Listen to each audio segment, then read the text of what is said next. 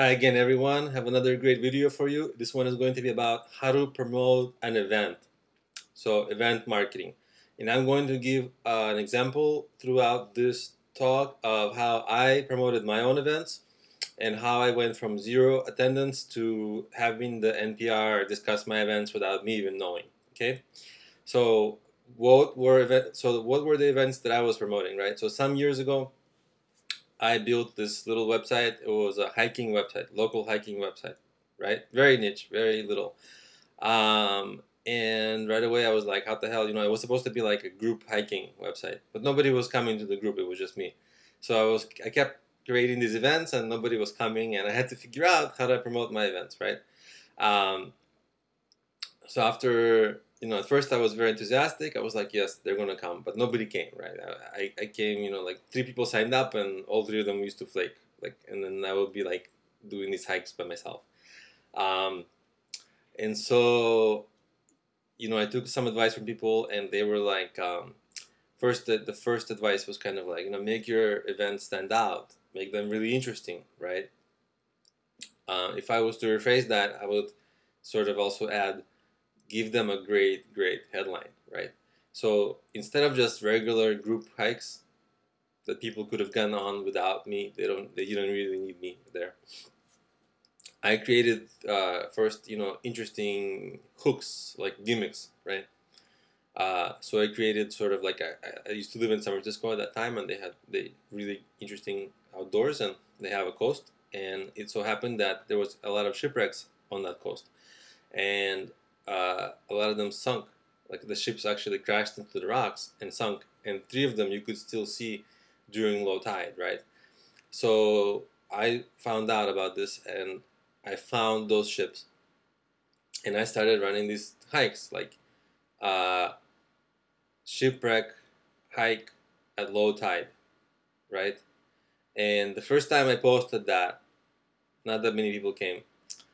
And then the first time I tried to advertise it on another site other than mine, and I won't get into the details, but like hundreds of people came because that headline is actually quite good. I mean, it's so unique, right? Like it's San Francisco. It's a big modern city. No one really knows where these shipwrecks are, and people want to see it, right? Um, Especially it's like a weekend event. People are looking for stuff to do.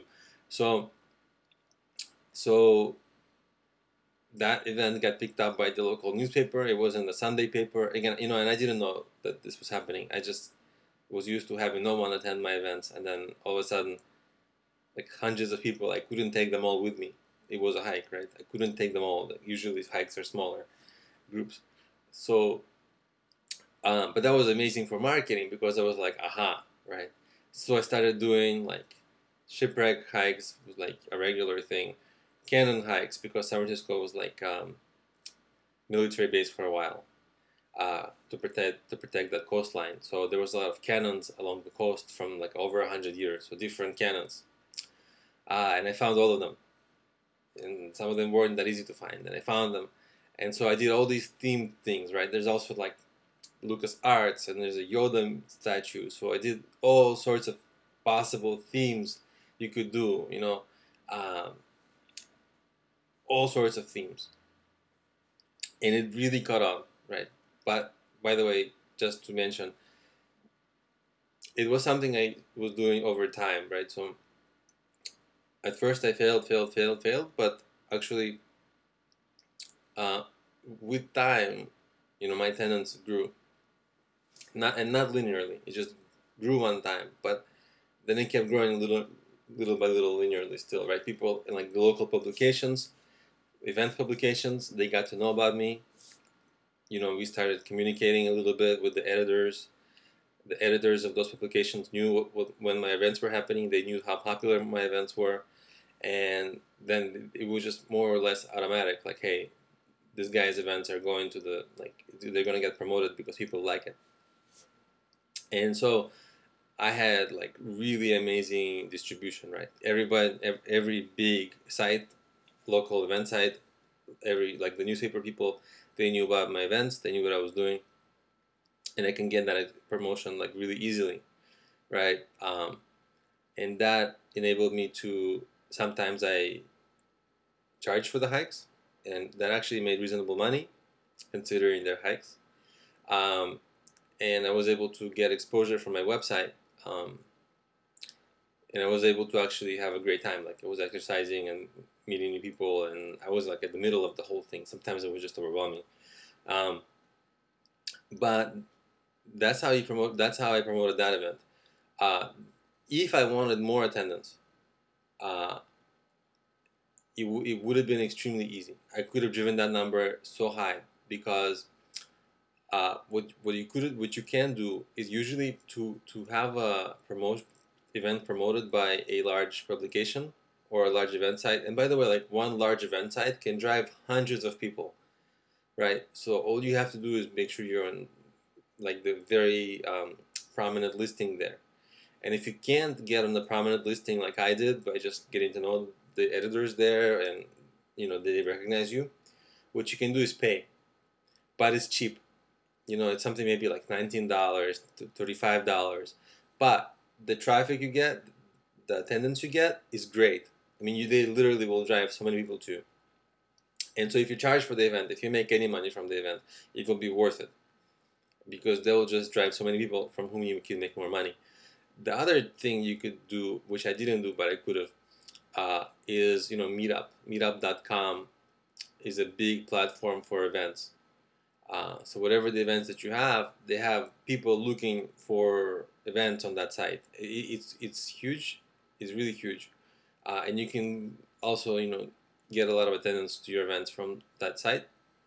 It does cost money. I think it's like $12 a month, so it's pretty affordable, especially if you have multiple events a month. It's like nothing, and they give you amazing tools to keep in touch with your group. If a person already joined your events once, then they'll get the updates, the next update, so you're on the mailing list and all that stuff, right? So, and by the way, that brings me to a point. You should maintain a mailing list, right? And for the new events, you should email the people. Not only get new attendance, but get the old attendees, and that will sort of like grow the community, because you kind of want to have some repeat people. What else? I've been talking so fast. Um, yeah. So the other thing is, just like you should leverage other big sites, don't forget to have your own site, because when you have your own site and your own customer base and user base, just like with maintaining a mailing list, you want to have your own audience, right? Your own audience, because you never know. Like for example, let's say there's an amazing concert that day in your city. Well, your event is screwed. You know that other event is going to get all the attention, right? And there's always great events you're competing with, so it's not all so easy, right? So you kind of want to have your own mailing list, and you want to make sure. And events are usually very social, so you want to get your mailing list to share, the new people to share. When people sign up, make sure to remind them to invite their friends.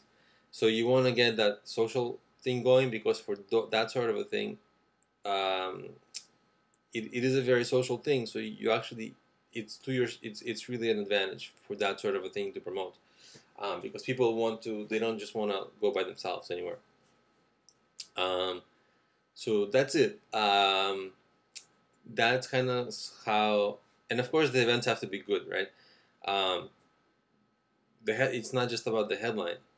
Like the event has to be good, um, because if it's not, like, that will come back. That will come back to you. So the event must be good, but the most important thing is like headline, the scheduling, the marketing, and that's how you get attendance. Um, and that's kind of it. I mean, if you do all that, you should have a successful event series, and almost no matter what. Let's see, what am I forgetting that I can tell you guys? So there's different events. If you have a nightclub, it's a very different thing, but it's the same. You want to promote the event on your site. You want to have your own mailing list, and you want other sites and other similar event series to promote you, and you promote them, right, when it's time. But you kind of want to think about what are the large platforms that you can leverage. And if you watch my marketing videos, and you should, this is just one of them. I have so many. I always talk about leveraging large platforms, whether it's Google, whether it's Yelp, or whatever.